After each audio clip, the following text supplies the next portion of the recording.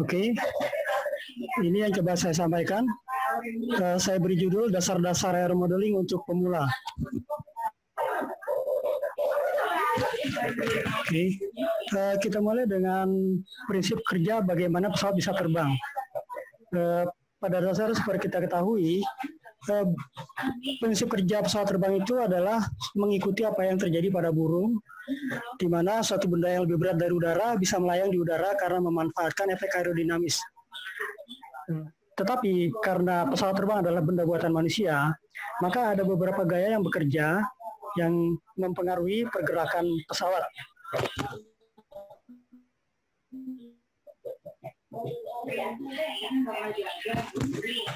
Gaya-gaya yang bekerja pada pesawat terbang dimulai dengan gaya-gaya yang terjadi, yaitu adanya lift atau yang kita kenal dengan gaya angkat. Lift terjadi karena ada benda yang berbentuk aerodinamis yang bergerak di udara. Lawannya lift adalah berat atau weight. Berat ini terjadi karena pengaruh dari tarikan gravitasi bumi, di mana makin tinggi nilai gravitasinya akan berkurang.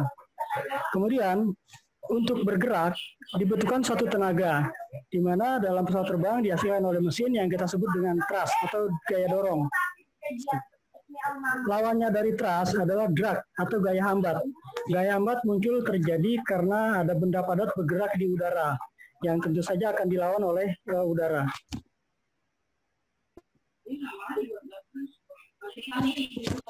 Ini adalah gambaran sederhananya.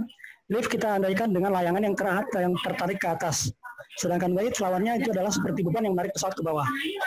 Kemudian thrust itu dihasilkan dari baling-baling berputar, di mana menggunakan prinsip aksi-reaksi.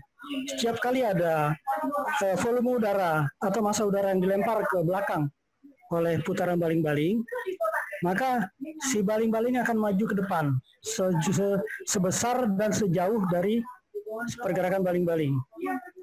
Lawannya thrust adalah drag, di mana pada saat pesawat bergerak, badan pesawat akan dihambat oleh udara.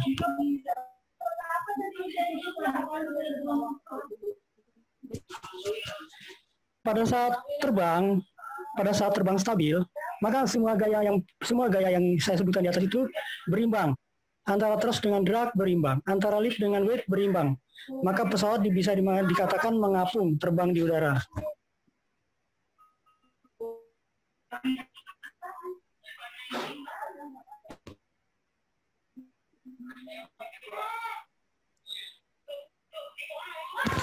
Kemudian kita lihat pergerakan pesawat terbang di udara itu dialami oleh 3 sumbu yang kita sebut XYZ axis, yang dikenal dengan sumbu roll, sumbu yaw, dan sumbu pitch. Sumbu roll itu adalah pergerakan pesawat terhadap sumbu horizontal atau kita sebut dengan sumbu longitudinal, yang garisnya adalah dari depan ke belakang. Sumbu ini pusat pergerakan pesawat berguling ke kiri dan ke kanan. Kemudian yang B adalah sumbu yaw atau sumbu lateral. Sumbu lateral itu adalah sumbu turun naik, di mana pergerakan ini akan menyebabkan hidung pesawat naik dan turun. Oh, maaf, terbalik. Sumbu yaw adalah sumbu pergerakan vertikal, di mana menyebabkan pesawat akan bergerak ke kiri dan ke kanan. Sedangkan sumbu pitch adalah sumbu pergerakan lateral, di mana pesawat akan bergerak turun dan naik.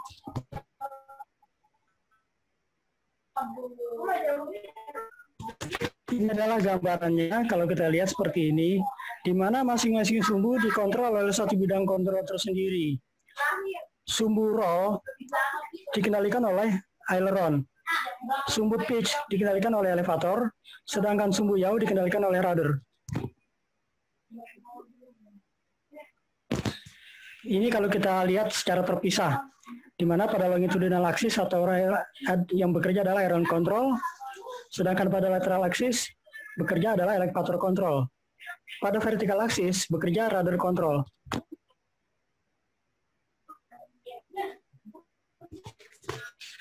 Tadi dijelaskan bahwa pesawat terbang itu karena ada pergerakan, ada gaya-gaya aerodinamis, dan ada sayap. Di sini kita bisa lihat secara lebih detail bahwa pada sayap akan bekerja gaya-gaya aerodinamika pada saat sayap bergerak di udara. Saat sayap bergerak, aliran udara yang dibelah oleh profil sayap atau kita sebut dengan airfoil akan melewati sisi atas dan sisi bawah airfoil. Molekul udara yang terpecah di depan sayap akan bergerak terpisah di atas dan di bawah. Molekul udara yang bergerak di atas sayap akan berusaha mempercepat kecepatannya supaya tiba di ujung belakang sayap bersamaan dengan molekul udara yang ada di bawah. Karena terjadi perbedaan tekanan, perbedaan kecepatan ini, maka pada sisi atas dan sisi bawah sayap terjadi perbedaan tekanan.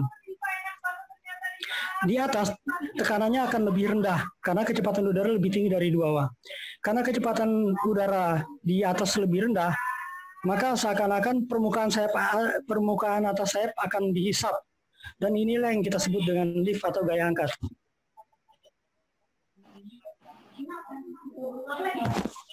Inilah gambarannya seperti ini. Jadi ada airfoil, ada aliran udara.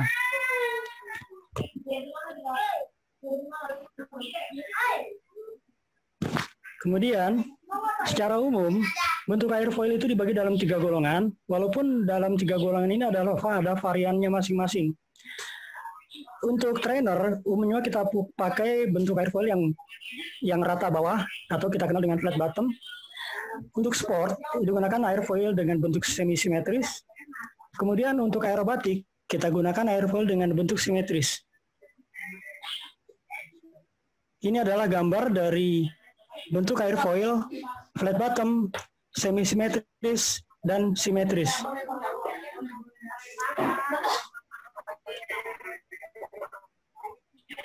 Selain itu, bentuk sayap atau wing plan, itu ada beberapa istilah yang kita sebut dengan geometri sayap.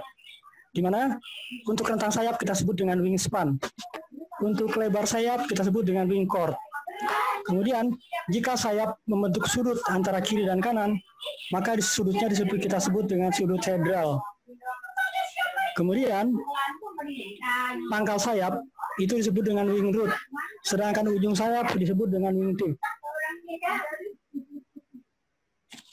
Ini adalah gambarnya dari geometri sayap. Wingspan, wing chord, wing area. Dia ada tambahan lagi, sisi depan sayap kita sebut dengan leading edge, sedangkan sisi belakang sayap disebut dengan trailing edge. Beberapa bagian pesawat yang wajib diketahui, kadang-kadang memang ini jadi kendala bahwa penyebutan suka salah, sehingga kalau kita bertanya ke orang lain, kalau salah istilah maka akan berbeda penjelasan. Yang paling umum adalah spinner atau tutup dari hidung baling-baling. Kemudian propeller atau baling-baling. Yang berikutnya engine atau mesin atau motor listrik. Yang berikutnya cooling, tutup bagian dari pesawat, dari mesin pesawat. Wing, itu adalah sayap. Aileron, nama dari kemudi guling pada sayap. Fuselage adalah bodi pesawat terbang. Horizontal stabilizer adalah ekor pesawat yang datar atau kita kadang-kadang sebut dengan stabilo. Elevator, bidang kontrol atau bidang kemudi turun naik yang terdapat pada stabilizer. Fin atau vertical stabilizer adalah sirip tegak atau ekor pesawat yang tegak lurus terhadap stabilizer. Rudder adalah kemudi belok yang terdapat pada fin. Landing gear adalah roda-roda pesawat berikut kaki-kakinya yang digunakan untuk lepas landas dan mendarat. Ini adalah gambar dari penjelasan. Ada baling-baling, spinner, roda pendarat, sayap, aileron, fin, rudder, elevator, stabilo, dan fuselage. Kita lihat, basic dari pesawat radio control adalah 4 channel. Walaupun kadang-kadang kita ketemukan juga dengan 2 channel dan 3 channel. Tapi saya coba mulai dengan 4 channel, di mana remote controlnya seperti ini. Ini yang saya ambil contoh adalah Futaba T4S, T4 Sky Sport.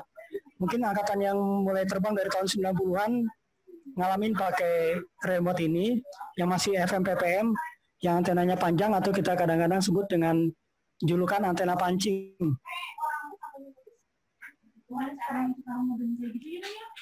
Ini adalah gambaran dari kontrol pesawat dengan 4 channel. Di Indonesia, itu ada 2 mode remote yang kita temukan, yaitu mode 1. Mode 1 itu throttle di kanan, elevator di kiri. Biasanya pemain lama angkatan 80-90 masih pakai mode 1. Untuk yang generasi 90 ke atas, itu umumnya sudah menggunakan mode 2, yaitu throttle di kiri dan elevator di kanan. Pergerakannya seperti ini. Kita mulai dengan elevator. Jika stick elevator digerakkan ke bawah, maka elevator bergerak ke atas. Artinya hidung pesawat akan mengarah ke atas. Kebalikannya, ini mohon maaf, gambarnya terbalik dan Daya pernah koreksi saya. Gambar stick, betul ini udah betul. Jadi kalau stick elevator kita gerakan turun ke atas, maka elevator akan turun ke bawah. Efeknya adalah hidung pesawat akan turun. Ini adalah stick untuk pergerakan rudder. Jika rudder kita gerakan ke kanan, maka kita lihat dari belakang, ruddernya akan bergerak ke kanan dan pesawat akan bergerak ke kanan. Ini kebalikannya. Stick rudder digerakkan ke kiri, rudder akan bergerak ke kiri, hidung pesawat akan bergerak ke kiri.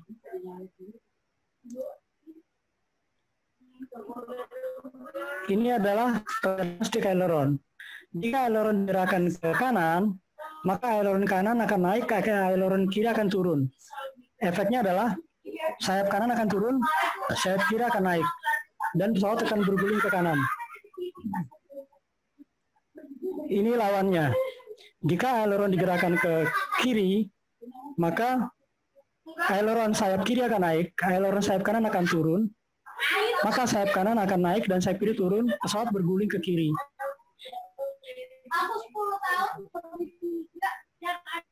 Untuk throttle hanya ada dua kondisi, maksimum dan minimum.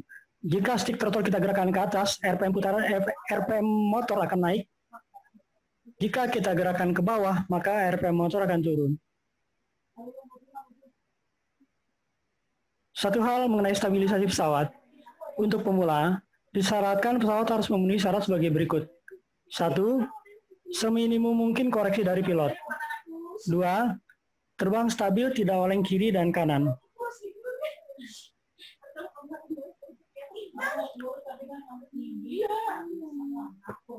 Salah satu stabilisasi yang sudah dijelaskan tadi, yang di poin 2 adalah itu terjadi pada sumbu roll atau sumbu guling. Stabilisasi ini bisa dilakukan dengan cara membuat ujung-ujung sayap atau wingtip membentuk sudut satu sama lain. Sudut ini dikenal dengan sebutan hedral. Gambaran hedral adalah seperti ini. Pada saat terbang lurus,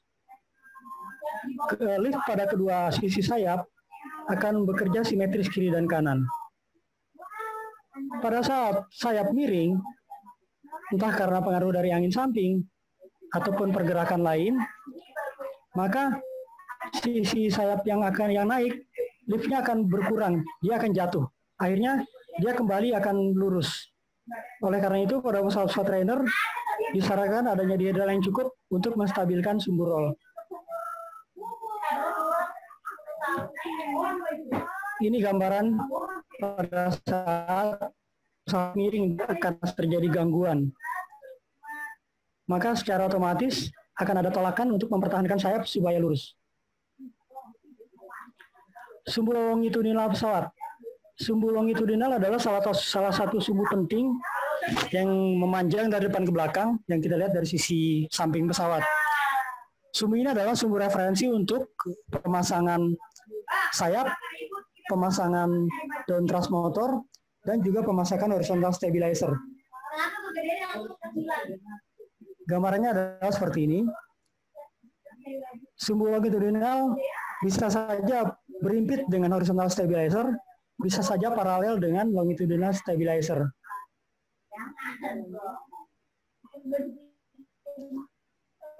Ini adalah sumbu pasang sayap terhadap sumbu longitudinal, di mana garis merah adalah sudut pasang sayap yang kita sebut angle of incidence, sedangkan garis biru adalah sumbu pesawat yang disebut tadi longitudinal axis.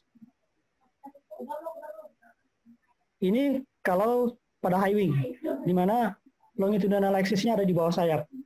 Jadi kita tinggal tarik garis dari stabilizer ke arah sayap untuk membentuk sudut pasang atau angle of incidence. Ada dua hal yang kadang kita keliru mengenai istilah. kebetulan kedua istilah ini terjadi pada sayap, yaitu angel of attack dan angel of incidence. Pada dasarnya angel of attack adalah suatu hal yang berbeda dengan angel of incidence. Angel of incidence sudah dijelaskan sebelumnya, itu adalah sudut pasang sayap. Di darat pun sudut itu sudah ada, karena dia terhadap longitudinal axis. Sedangkan angel of attack adalah sudut relatif yang dibentuk antara sayap dengan aliran udara. Jadi angel of attack hanya terjadi jika pesawat terbang sudah mengudara. Ini gambarannya angel of attack, di mana angel of attack ada batasan sudutnya. Jika terlalu besar, maka drag-nya akan besar. Selain drag besar, maka aliran udara yang mengalir di atas permukaan sayap akan terjadi turbulensi, sehingga sayap akan kehilangan lift. Dan kondisi ini kita namakan dengan kondisi stall, di mana sayap kehilangan gaya angkat.